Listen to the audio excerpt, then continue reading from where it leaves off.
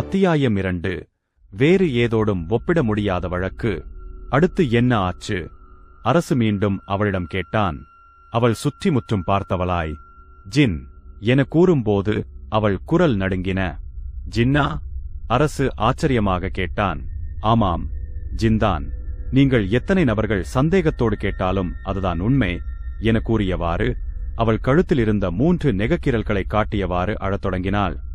அழாதீங்க டெலாக்ரோய், இது வழக்கமான போலீசாரோட விசாரணை கேள்விகள்தான். அரசு அவளை அசுவாசப்படுத்தி மீண்டும் கேட்டான். ஜின் வந்ததுக்கு அப்புறம் என்ன நடந்துச்சு? நான் ஜின்னை பார்த்ததும் பயத்தில் என்னுடைய அறைக்குள் சென்று கதவை மூடிக்கொண்டேன். அதீத பயத்தில் எனது அறையிலேயே மயங்கி போனேன். போலீசார் வந்துதான் என் அறை கதவை உடைத்து மீட்டாங்க என்று கூறிய அவளிடம் நடுக்கம் அதிகமாயிருந்தது. அரசு கோகுலை பார்க்க அவர் ஆம் என்பது போல தலையை அசைத்தார். இது எல்லாத்துக்கும் காரணம் என் கணவர் சாகாவரம் வேண்டும் என்று ஆசைப்பட்டு வாங்கி வந்த அந்த புத்தகம்தான் என்றாள் டெலாக்ரோ. புத்தகமா என்று கோகுல் கேட்டபோது மாடியில் ஒரு சத்தம் எதிரொலித்தது. கோகுல் தன் துப்பாக்கியை வேகமாக உருவினான். அப்போது டெலாக்ரோ அரசுவின் கைகளை இறுக்க பிடித்து, ஆம், அது பாமோபெட்டின் புத்தகம் என்று கூறினாள். அப்போது ஒரு பெரிய இடிமுழக்கம் உருவானது. அந்த கட்டிடமே அதிர்வது போன்ற முழக்கம். சட்டென்று மின்சார இணைப்பு துண்டிக்கப்பட்டு அந்த வீடே இருளில் மூழ்கியது. சிறிது நேரத்தில் தானியங்கி ஜெனரேட்டர் இயங்க ஆரம்பித்ததும் வீட்டிற்கு மின்சாரம் மீண்டும் வந்தது. விளக்குகள் ஒளிரத் தொடங்கின. அரசுவும் கோகுலும் வீட்டை விட்டு மெல்ல நடந்து வெளியே வந்தனர். இரவு மாளிகையை முழுவதுமாக விழுங்கியிருந்தது. அதன் இருள் அவ்வளவு அடர்ந்து தன்னளவில் உயிர் துடிப்பது போல இருந்தது. கோகுலின் சிகரெட் முன்புறத்தில் மங்கலாக எரிந்தது. 6 கருப்பு ஓட்டுக்கார்கள் இறுதி ஊர்வலம் போல நின்றன. அவற்றின் உரிமத் தகடுகள் பாதுகாப்பு விளக்குகளில் மெலிதாக ஒளிர்ந்தன. தொலைவில் கிரிக்கெட்டுகள் முணுமுணுத்தன. அவற்றின் தாளம் கோகுலின் சிகரெட் மென்மையாக எரியும் ஒளியால் மட்டுமே உடைக்கப்பட்டது. அரசு அருகில் நின்றான். புகை நிலவை நோக்கி வளைவதை பார்த்தான்.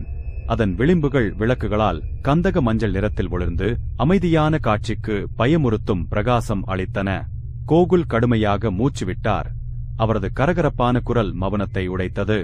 அடையாளம் தெரியாதவர்கள், ஜின்கள், எரியாத எரிக்குறிகள். இனி என்ன? அரசு? பேய்கள் தன்னில் வயல்களை சபித்துவிட்டதாகச் சொல்வாளா? அவரது சிரிப்பு உலர்ந்து கசப்பாக இறந்த இலைகளின் சலசலப்பு போல இருந்தது. அரசுவின் கண்கள் மாளிகையின் முகப்பில் நிலைத்திருந்தன. அதன் ஜன்னல்கள் வெறுமையான கண்கள் போல பார்த்தன. கையில் ஏதோ குத்தியது போல ஒரு உணர்வு இருந்தது. அந்த இருட்டில் தன் கைகளை தடவி பார்த்தான். எதுவும் அவனுக்கு தெரியவில்லை. ஆனால் ஏதோ ஒருவித எரிச்சல் அவன் கைகளில் அவனுக்கு உருவானது.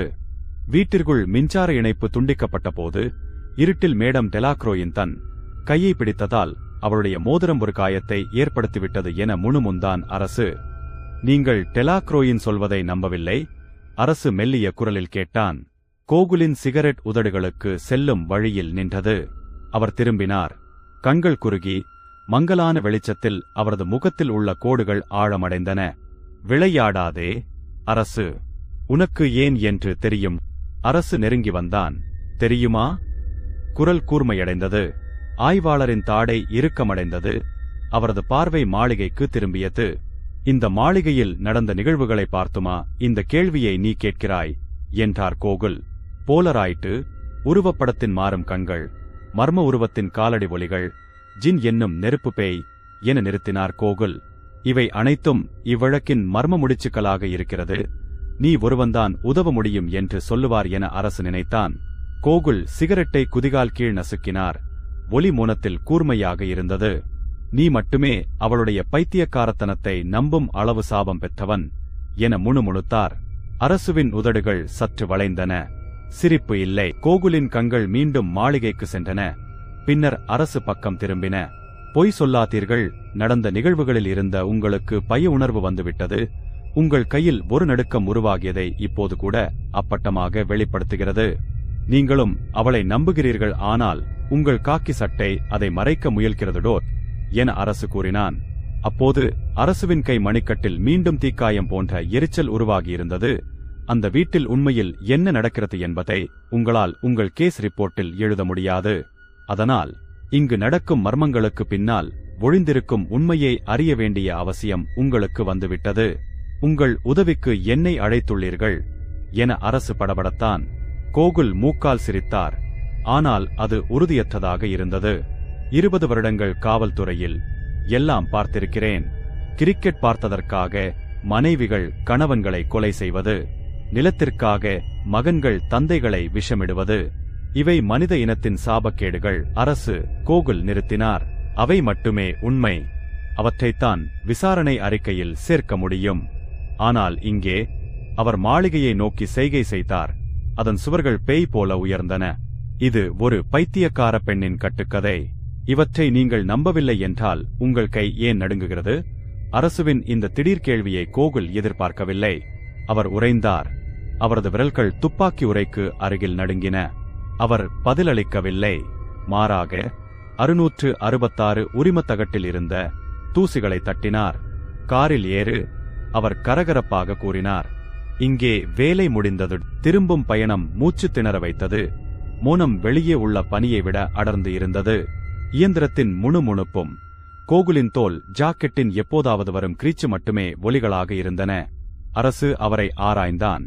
சிவப்பு விளக்குகளில் அவரது முழங்கால் துள்ளிய விதம், இடது கை துப்பாக்கி உரைக்கு திரும்ப திரும்ப சென்றது, ஒரு தாக்குதலை எதிர்பார்ப்பது போல. கோகுல் முதலில் மோனத்தை உடைத்தார். குரல் இறுக்கமாக, விடியலில் பியர் டெலாக்ரோயின் பதிவுகளை பார்ப்போம்.